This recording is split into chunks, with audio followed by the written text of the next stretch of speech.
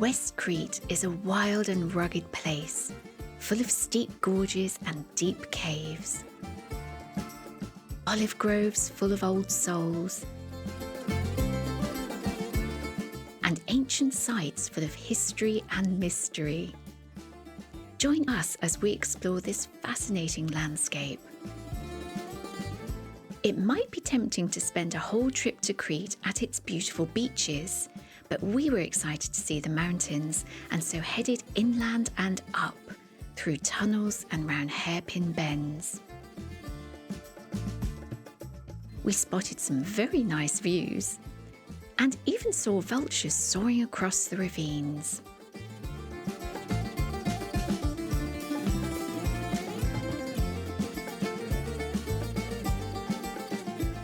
We visited the Agia Sofia cave, also known as the Cave of the Wisdom of God. It's quite a climb in the heat, but there are many opportunities to pause and enjoy the views.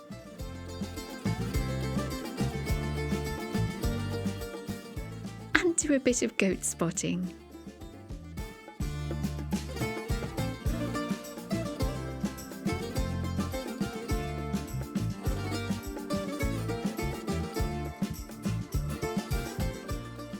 There are some fabulous stalagmites and stalactites here, and an easy walkway leads you around the interior.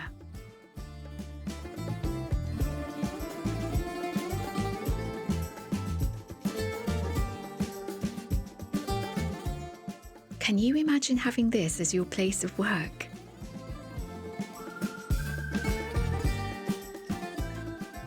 The chapel dates back to the Byzantine era, and there are still candles lit here today, and tomatas, small metal plaques embossed with images symbolising the subject of prayer. And this is where the icon brought back by Cretan soldiers from Constantinople is hidden.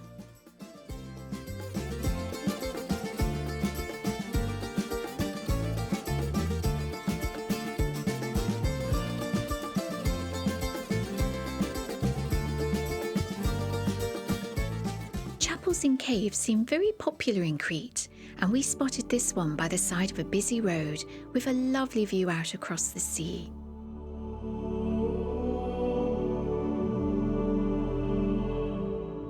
And we couldn't come to Crete without visiting at least one monastery, and this one had a spectacular setting overlooking the sea.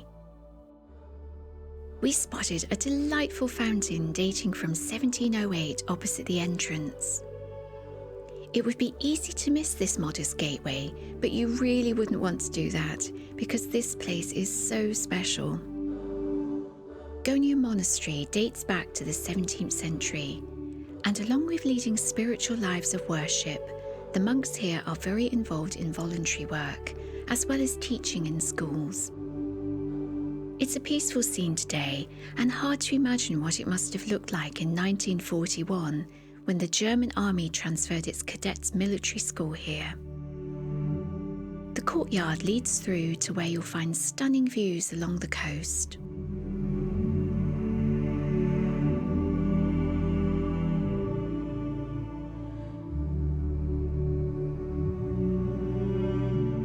But what's really special about the monastery is its extraordinary museum containing icons, books and vestments.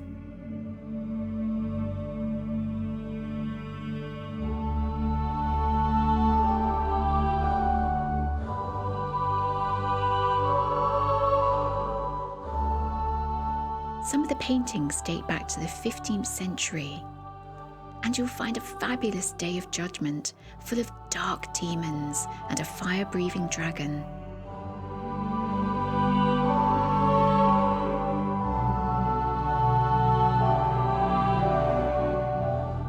And many scenes from the lives of saints.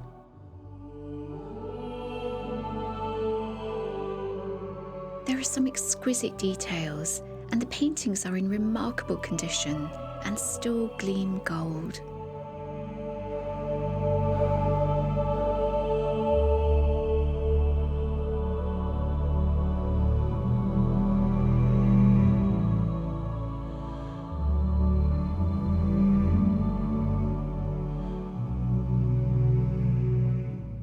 This place is definitely worth a visit, as there are so many beautiful objects to see, and it was a real joy to get so close to them and marvel at the details. We enjoyed lunch in nearby Columbari and met a few of the locals.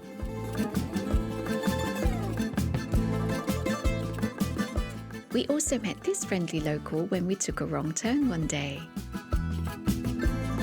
What I love about Crete is that it's full of history, and you never know what you're going to find tucked away in its rural spots.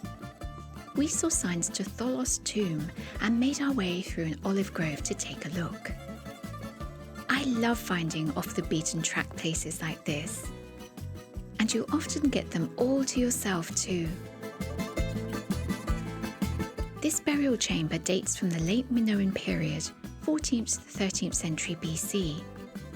During the Second World War, a bomb caused the partial destruction of its roof, so we're very lucky that anything remains of it at all.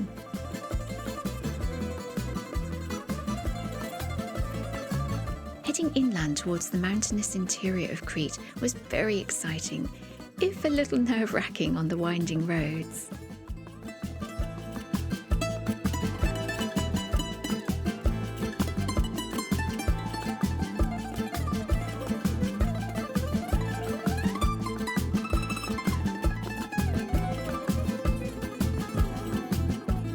This is a great place for hikers and rock climbers. It's a sparsely populated area, but you'll find the occasional stall selling local honey.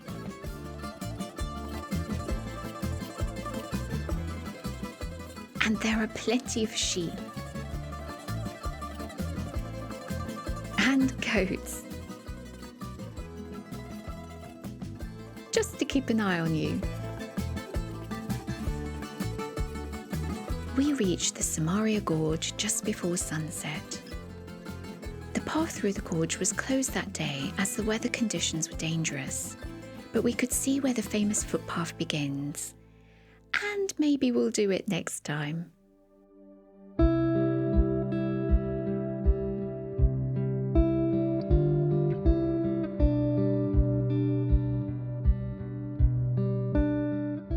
We were staying in a villa surrounded by olive groves and visited a couple of famous ancient trees during our trip.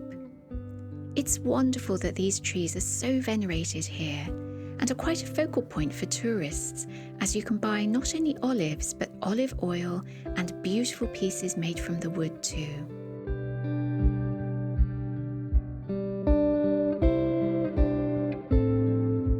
And you can actually get into the very centre of this one, and back out again if you're agile. One of the highlights of our trip to this part of Crete was seeing the ancient city of Aptera on the plateau high above Suda Bay. We visited at the end of the day and had the place virtually to ourselves, which felt very special.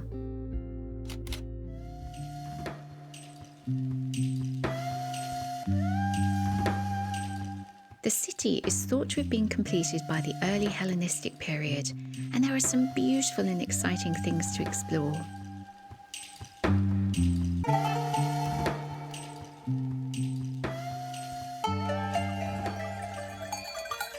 And the sound of goat and sheep bells in the hills was really evocative.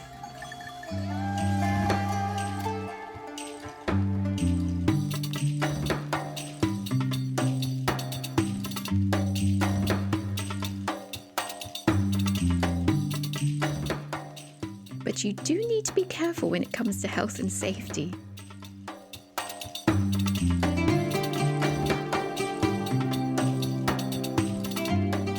The Roman cistern was particularly impressive, with its 3 aisles and high arches. Built to store water for the city, it was fed by a system of conduits.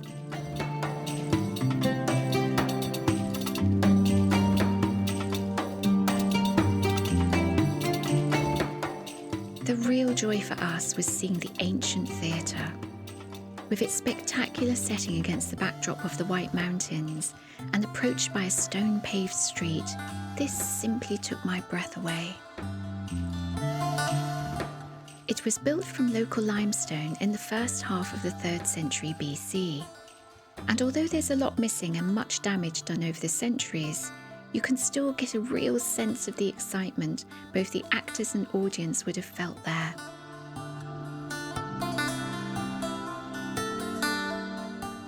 I walked in at ground level, but Roy approached it from above.